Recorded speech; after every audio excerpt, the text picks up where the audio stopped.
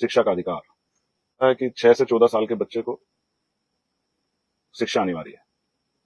और आज जब हम लोग आंदोलन कर रहे हैं तो भी हम लोग शिक्षा पे ही आंदोलन कर रहे हैं। आप जानते हैं भीम आर्मी का स्थापना दिवस आज है और भीम आर्मी का जो विजन है उसमें शिक्षा बड़ी इंपॉर्टेंट है। और हमने भीम आर्मी पाठशालाएं खोली थी, आपको याद होगी। पेपर लीक सबसे बड़ा देशद्रोह, ये मांग क्यों की है? देशद्रोह एक बड़ा विषय, ये मैंने ये डिमांड की है कि आज देश के युवाओं का भविष्य है जो खतरे में है, जिसपे सबसे बड़ा हमला हो रहा है। और वो हमला क्या है? Paper leak. ये कोई साधारण अपराध नहीं है, इसको हम लोग साधारण अपराध की संज्ञा में नहीं ला सकते। ये सबसे बड़ा देशद्रोह है। क्यों? इस बात को आप समझिए। जो लोग पेपर लीक कराते हैं वो सिर्फ पेपर नहीं लीक कराते, वो नौकरियों को बेचते हैं। लोग पेपर लीक कराते हैं वो सिर्फ पेपर नहीं लीक कराते, वो नौकरियों को बेचते हैं। कल इस सरकार के इशारे पे पुलिस ने और पुलिस के साथ कुछ ऐसे लोग जो वर्दी में नहीं थे, उन्होंने खून की होली जैसा कुछ कार्यक्रम किया, होली खेलने वाला खून की बेटियों के साथ। मैं वर्दी का इतना सम्मान करता हूं, लेकिन जिस तरह की हिंसा हुई, अपमान हुआ, जिस तरह से उनके प्राइवेट जो है स्थानों पे उनको जो है डंडे मारे गए, वो वीडियो में दिख रहे हैं, जिस तरह से उनको थप्पड़ मारे गए और भी तमाम तरह की चीजें, वो इस बात का उदाहरण है कि ये जो कुंठित मानसिकता है महिलाओं के प्रति, अच्छी नहीं। और आपस में मतलब प्राइवेट जगह डंडा मार के महिलाओं को, बेटियों को, और मुस्कुरा रहे हो आपस में, वो वीडियो भी मैंने देखी। और मैं आपको विश्वास दिलाता हूं कि मैं उन पे कार्रवाई के लिए भी जाऊंगा।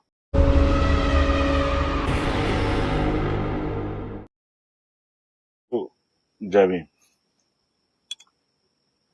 जय भारत, जय संविधान।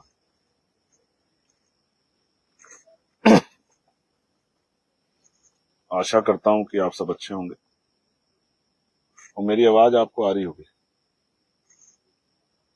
प्यारे साथियों, एक महत्वपूर्ण लाइव के लिए मैं आपके बीच में हूं।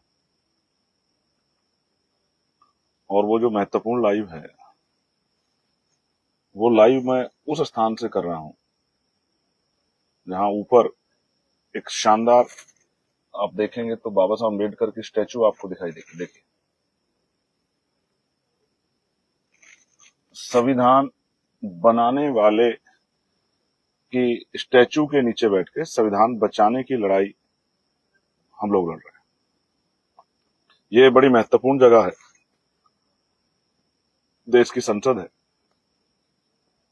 और इस संसद में बिल्कुल जो मेरे सामने परिसर है, वो परिसर है पुरानी संसद का। वही पुरानी संसद जिसमें बैठ के बहुत सारे कानून बने, जिसमें राइट टू एजुकेशन भी बना था,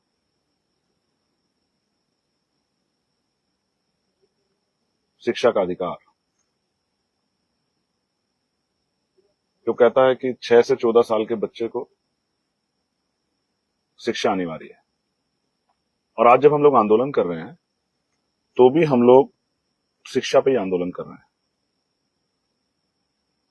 शिक्षा, पेपर लीक, निष्पक्ष परीक्षा, ये सब शिक्षा का ही विषय है, शिक्षा से जुड़ा हुआ है। और मेरा इस आंदोलन में जुड़ने का सबसे महत्वपूर्ण रीजन ये था कि शिक्षा मेरा फेवरेट सब्जेक्ट है। आप जानते हैं भीम आर्मी का स्थापना दिवस आज है और भीम आर्मी का जो विजन है उसमें शिक्षा बड़ी इंपॉर्टेंट है। और हमने भीम आर्मी पाठशालाएं खोली थी, आपको याद होगी, मेरे बहुत सारे पुराने साथियों को याद होगी। संविधान की रक्षा और भीम आर्मी पाठशाला, ये दो बड़ी महत्वपूर्ण चीजें थी जो हमारे लिए बड़ी महत्वपूर्ण थी, जिन पे हम लोग बार बार कहते थे कि भीम आर्मी संविधान का रक्षक दल है।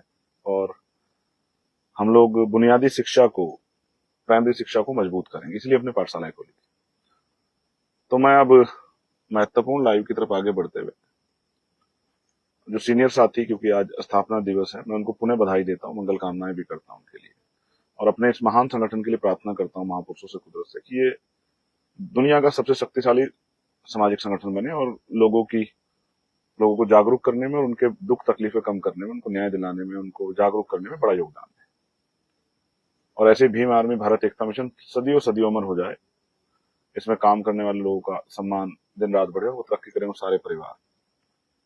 मैं अपनी बात को शुरू करते हुए बहुजन समाज में जन्मे सभी संतों, गुरुओं और महान पुरुषों को नमन करता हूं। और मैं चाहता हूं कि आज ये मेरी बात उन सब तक भी जाए जो मुझे किसी कारण से नहीं सुन पा रहे थे उन तक भी जाए।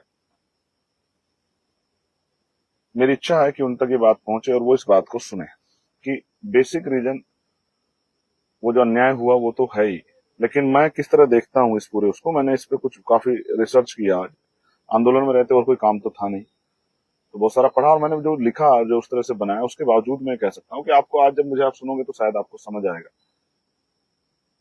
कि मैंने जो डिमांड रखी है कि पेपर लीक सबसे बड़ा देशद्रोह, ये मांग क्यों की है। देशद्रोह एक बड़ा विषय,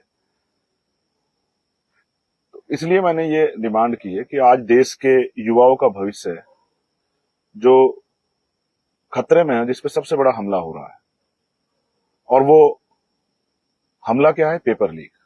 ये कोई साधारण अपराध नहीं है, इसको हम लोग साधारण अपराध की संज्ञा में नहीं ला सकते। ये सबसे बड़ा देशद्रोह है। क्यों, इस बात को आप समझिए। जो लोग पेपर लीक कराते हैं वो सिर्फ पेपर नहीं लीक कराते, वो नौकरियों को बेचते हैं, और जब वो नौकरियां बेचते हैं तो सिर्फ 1, 2, 150, 1000, 2000 बच्चों का भविष्य नहीं, सारे सिस्टम से खिलवाड़ करते हैं। भारत की संविधान की मूल भावना से, संवैधानिक अधिकारों से, अवसर की समता से, वो संविधान से खिलवाड़ करते हैं। इसलिए देशद्रोह है। सपोज दैट किसी बच्चे ने बहुत मेहनत की और उसका हक छीन के पेपर लीक करा किसी और आदमी को मिल गया, और वो बच्चा जो है उसके बाद किस तरह की परिस्थिति से गुजरता है, मानसिक। मैं क्योंकि रात भर बारिश में भीगने में से मेरा गला बैठ गया है, हो सकता है कई बार मैं ऐसी चीज कह जाऊं उसको समझने में आपको दिक्कत हो, तो मैं कोशिश करूंगा कि धीरे धीरे अपनी बात को आपको समझाऊं, जिससे कि मैं पूरी बात कह पाऊं और पूरी बात समझ पाऊं। प्यारे साथियों, मैं यहाँ संसद में धरने में बैठा हूं। हालांकि ये भी एक वो है कि मैं जाकर जंतर मंतर या कहीं और भी धरना दे सकता था, लेकिन जो काम मैं अकेला कर सकता हूं उसके लिए मैं बहुसंख्यक साथियों क्यों परेशान करूं। जंतर मंतर पे ऑलरेडी प्रोटेस्ट चल रहा है। इस प्रोटेस्ट से क्या हुआ आप जानना चाहते हैं, तो जानिए ये कि जो कल नहीं निकला था वो आज निकला है। जो कल डर रहा था कि कोई बड़ी घटना हो जाएगी, किसी की जान चली जाएगी, ये हो जाएगा, वो हो जाएगा, हम क्यों बीच में जाएं, हमें क्या मतलब है, ये तो उस संगठन का आंदोलन, ये तो उस पार्टी का आंदोलन, ये तो ये है वो है, ये युवाओं का आंदोलन, ये किसी पार्टी का आंदोलन नहीं है। और मैं पहला शख्स था जिसने कहा कि पार्टी बाहर छोड़ के आना, झंडा बाहर छोड़ के आना, सामाजिक झंडे लेके आना, महापुरुषों की तस्वीरें लेके आना, तिरंगा लेके आना, इस प्रोटेस्ट को कामयाब करना, ये मैं पहला ऐसा आदमी था। तो आज आप देखो बड़ी हलचल है। ये क्यों कल क्यों नहीं थी, आप देखो परसों क्यों नहीं थी। अगर आप सबको इतना ही प्रेम था इस आंदोलन से, तो परसों आपने इतनी भागदौड़ क्यों नहीं की, कल क्यों नहीं की जब इतने लोग आए थे। आज क्यों की, क्योंकि कल रात से जिस तरह से ये लड़ाई आजाद समाज पार्टी ने आगे बढ़ के ठानी है, तो हर कोई अब लग गया है कि जो मांगे हमने की हैं और जो इतना बड़ा मोब इकट्ठा हुआ था, उसकी मांग तो आज नहीं तो कल माननी है सरकार को। लेकिन अब सरे की भी होड़ लगी है कि हमें भी सरे मिल जाए। मिलना चाहिए सब लोगों को, जो 1 इंच भी चलेगा उसको भी सरा मिलना चाहिए। बस मुझे सरे की आवश्यकता नहीं है।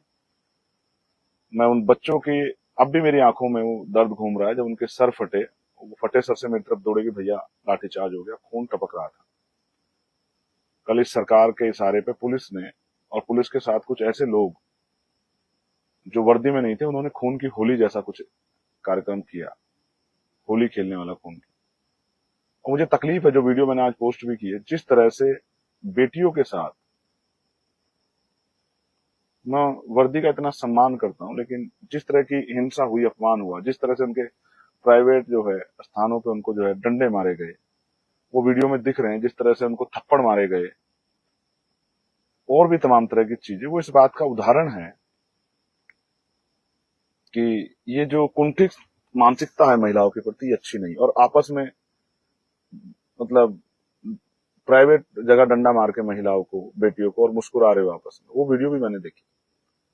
और मैं आपको विश्वास दिलाता हूं कि मैं उन पे कार्रवाई के लिए भी जाऊंगा, उनकी वीडियो निकाल के उनके लिए उनके खिलाफ FIR कराऊंगा जिन लोगों ने ये किया है, क्योंकि वो उनके चेहरे आ रहे हैं। और ये दिल्ली है, देश की राजधानी, यहाँ FIR लिखी जाएगी। ये इसमें मैंने सजा में भी कुछ प्रावधान बढ़ाने की मांग की है कि इसमें उम्र कैद हो, कम से कम उम्र कैद, जिसको क्योंकि आजकल पैसे वाले लोग जो भ्रष्टाचार करते हैं वो आसानी से निकल आते हैं बाहर, ये खतरनाक है। तो इसलिए मेरी मांग है कि इसको, जैसे आज देश के प्रधानमंत्री ने, आपके बैठने का इतना असर है कि आप प्रधानमंत्री जी ने भी आज कहा और कल के प्रोटेस्ट का कि भाई जो है हम लोग इस पे नीट पे बड़ा काम करेंगे, पेपर लीक को ये करेंगे, सब चीजें युवाओं के भविष्य खिलवाने की, ये सब बोलना पड़ रहा है क्योंकि नौजवान जाग रहा है। बात दूर तक जा रही है। आज इंदौर में प्रोटेस्ट चल रहा है, मेरी बच्चों से बात हुई थी, और राजस्थान में तो लगातार हो रहे हैं, पंजाब में भी हो रहे हैं, हरियाणा थोड़ा सा भी पीछे, लेकिन हरियाणा भी आगे आ जाएगा समय के साथ, उत्तराखंड भी आ जाएगा, झारखंड, बिहार तो चल ही रहा है, बिहार और मध्य प्रदेश भी चल रहा है, लेकिन आ जाएगा, बिहार भी आ जाएगा, झारखंड भी आ जाएगा। दिल्ली तो आप देख ही रहे हैं, दिल्ली तो सजा हुआ है। उनको जो सजा है वो, उसमें किसी भी तरह की छूट ना हो, क्योंकि ये एक ऐसा अपराध है जिससे युवाओं का भविष्य, और युवा क्या है, देश की रीढ़, देश की रीढ़ को आप कमजोर कर रहे हैं, जो हम लोग नहीं होने देना चाहते। इसलिए इनकी सजा में कोई छूट ना हो। जैसे आप इस तरह समझिए कि ये हमला कैसे करता है, इससे नुकसान कैसे पहुंचे। जैसे कोई गरीब किसान मजदूर परिवार है, उसका बेटा तैयारी कर रहा है, दिन रात मेहनत कर रहा है सुबह शाम, और माँ बाप भी अपने हिस्से का पेट काट के उसको दे रहे हैं कि चलो भाई आप तैयारी करो, बिल्कुल मत घबराओ, किसी की चिंता मत करो, कर्ज ले रहे हैं, जमीन गिरवी रख रहे हैं, और तमाम तरह की चीजें कर रहे हैं जो भी उसकी आवश्यकता अनुसार है, जिससे कि उसको दिक्कत ना आए। उसको अगर गर्मी लग रही है तो एसी की व्यवस्था करा रहे हैं, और जाने आने में दिक्कत है तो मोटरसाइकिल की व्यवस्था करा रहे हैं, रोज तेल की व्यवस्था करा रहे हैं पूरे, और अगर वो कहीं रह के काम कर रहा है तो बकायदा जो है उसके रहने के कमरे की व्यवस्था कर रहे हैं। वो सारी चीजें करके दे रहे हैं कि ये बच्चा जो है उसको दिक्कत ना है, क्योंकि माँ बाप ऐसे ही होते हैं। और माँ, गरीब परिवार ये सोच रहा है, वो मजदूर किसान परिवार, कि भाई कल मेरा बेटा डॉक्टर बनेगा, या जेड कोई भी पेपर लीक हो जाए, डॉक्टर, इंजीनियर बनेगा, वकील बनेगा, जज बनेगा, आईएएस बनेगा, आईपीएस बनेगा, पीसीएस बनेगा, कुछ भी उस तरह की डेजिग्नेशन जिस पर जाएगा वो, और खुश है, सपने देख रही है माँ की, जितनी बन के आएगा उस दिन मेरे गरीबी के दिन बदलेंगे, चूल्हा हटेगा, गैस आएगा, मेरे कमरे में भी एसी आएगा, मुझे कहीं घूमने का मौका मिलेगा, इसकी बहन की शादी है, ये कुछ मदद करेगा, हाथ बटाएगा, तो इसके पिता का भार कम होगा। ये उनके मनों में सपने चल रहे हैं। बहन के मन में भी चल रहे हैं कि अगर भैया कहीं अच्छी जगह कामयाब हो जाएगा, या भाई के मन में चल रही है कि बहन कामयाब हो जाएगी, तो वो आगे उसकी पढ़ाई में, उसके रोजगार में, उसके लिए कुछ रोज व्यापार करने में कुछ हाथ बटाएगी।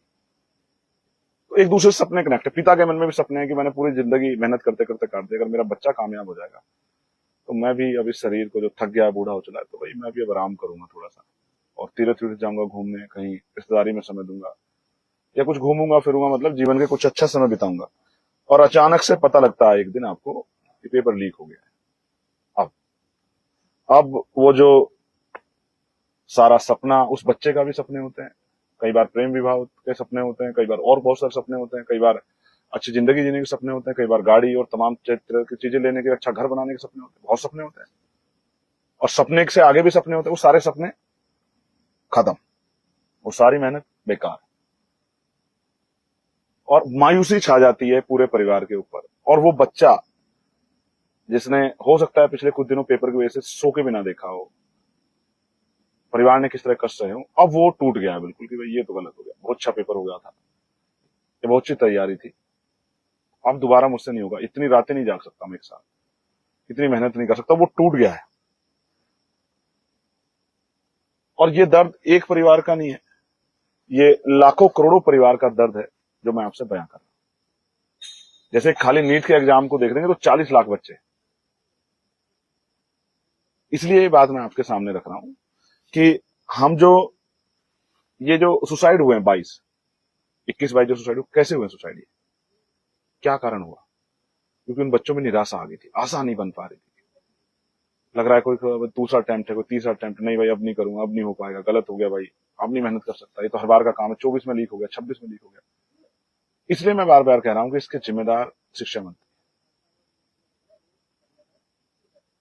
ये जो परीक्षा की जो पॉलिसी है, परीक्षा नीति, वो अच्छी नहीं है।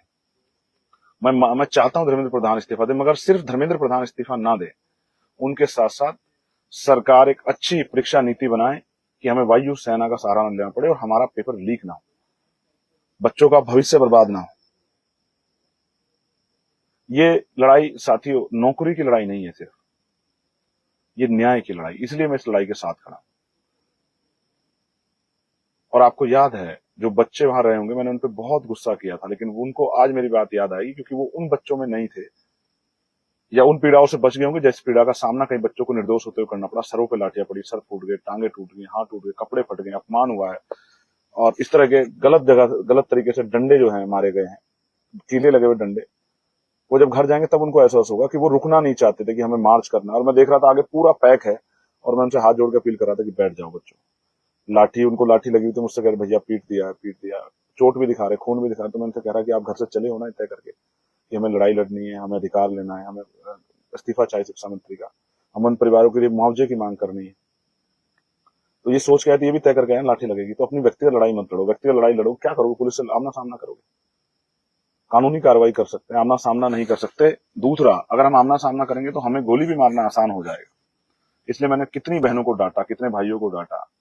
वो पानी के लिए तड़प रहे थे, मैं देख रहा था उनकी तरफ, उनकी आंखों में भूख और प्यास। और कितने कई बच्चे ऐसे रहेंगे जो भूखे रहेंगे। मैं गुरुद्वारा के साथियों का धन्यवाद करता हूँ कि उन्होंने, हम लोगों ने भी प्रयास किया था कि वो लंगर की व्यवस्था करा दें। उन्होंने ये भी कहा था कि पानी की व्यवस्था करा देंगे, अगर आप बड़ा सा टब ले आओगे तो हम पानी की व्यवस्था भी करा देंगे। मैं उनकी श्रद्धा भाव का धन्यवाद देता हूँ, सेवा भाव का। लेकिन सच ये है कि वो पूरा बंद था, हम लोग मजबूर थे, लेकिन हम आपका अच्छा चाहते थे कि किसी बच्ची को चोट ना लगे, उसके जीवन में कोई इस तरह की स्थिति ना बन जाए, आंख पे चोट, आंख चली जाए, कोई हाथ को नुकसान हो जाए, कोई पैर को नुकसान हो जाए, उसके भविष्य में उसके सपने कुचले जाए। तो आप मुझसे नाराज हो सकते हैं इस बात से कि भाई भैया ने जो है हमें डांट दिया, जाने नहीं दिया, लेकिन आप नहीं समझ सकते। जहां मैं खड़ा था वहां कम से कम 1 लाख बच्चे थे जहां मैं खड़ा था, और मैं उनको कई हिस्सों में रोक के कसमा धर्म देते हुए, समझाते हुए रोक के आया, उनको विश्वास दिलाते कि आपकी मांग मानी जाएगी। प्यारे साथियों, ये जो लड़ाई है, ये लड़ाई है उन माँ बाप के आंखों की चमक जिंदा रखने की, मजबूत रखने की, बढ़ाने की, जिन माँ बाप ने सपने देखे अपने बच्चों को पढ़ाते। ये लड़ाई है उन बच्चों की जिन्होंने सपने देखे खुद के लिए। वो लड़ाई है उन करोड़ों परिवारों की जिन्होंने अपने एक बच्चे को कुर्बान करने के लिए कई बार अच्छे कपड़े नहीं खरीदे, अच्छे जूते नहीं बनाए, घर का कोई काम रोक दिया, अपने लिए सुविधाएं नहीं रखी। कई बार हम जब मूवियां देखते हैं, जब हम सोनम भाई की बात करते हैं, मैं सोनम भाई के लिए भी, मुझे पता लगा भी कि मेदांता उनको शिफ्ट कर रहे हैं, ऐसा ऑर्डर आ गया है, तो मैं उनके लिए भी अच्छे स्वास्थ्य की प्रार्थना करता हूँ। लेकिन आप समझो, आप जब सोनम भाई को देखोगे तो 3 इडियट को भी आपको याद आएगी। और मैं 3 इडियट का जिक्र क्यों कर रहा हूँ, क्योंकि आप देखो कि एक पिता जो है, फरहान नाम का जो करेक्टर, उसके फादर जो है चाहते हुए इंजीनियर बने, और वो उसके लिए किस तरह से एक एक पैसा जोड़ के, और दूसरा जो राजू है उसका करेक्टर, और वो उसकी बहन की शादी से लेकर, मिडिल क्लास परिवारों का यही हाल है। गरीब परिवारों के तो और भी बड़े सपने हैं कि बेटा कामयाब हो जाएगा तो शादी की, बेटी की शादी की व्यवस्था, घर की व्यवस्था, गाड़ी की व्यवस्था, ये सब कर लेगा, वो हीरो बन जाता है उनका। इसलिए मैंने महसूस किया कि एक बड़ा सपना था, इसलिए उस आपको सुरक्षित रखना जरूरी था। ये दोनों किस्से फरहान और राजू का आपको बता सकते हैं कि मिडिल क्लास परिवार किस तरह सर्वाइव करते, क्या क्या सहते। अब इंपॉर्टेंट बात क्या है, मुझे बार बार जंतर मंतर की जगह जलियांवाला बाग याद आया, उन लाठियों से जो बच्चे को पड़ी थी। मैं केंद्रीय गृह मंत्री जी से कहना चाहता हूं कि उनको, अगर ये आपने लाठी चलवाई है तो ये अच्छा नहीं किया आपने।